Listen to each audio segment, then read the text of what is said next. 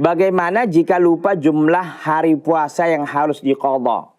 Kalau dia lupa berapa jumlah hari yang harus diqadha, maka dia adalah da' ma yaribuka ila ma la yaribuk. Sebagaimana dalam hadis Nabi SAW.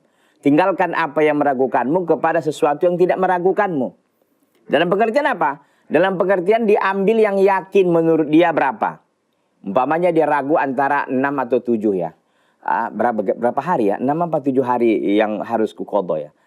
Ambil yang yakin. Yakin yang mana? Biasanya ya yakin yang lebih banyak gitu kan. Yang memang lebih yakin yang banyak, yaitu 7. Ya udah laksanakan 7, nggak ada masalah. Jadi kalau kita lupa berapa hari, makanya memang walaupun memang mengqadha puasa itu tidak mesti segera ya setelah Ramadan, tetapi memang ini jangan dilambat-lambatkan lah. Takutnya lupa kita jumlahnya, takutnya kita nggak semangat lagi dan sebagainya dan sebagainya.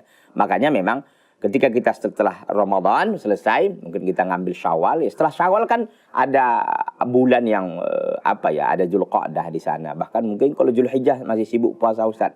Oke, mungkin di bulan Muharram masih juga.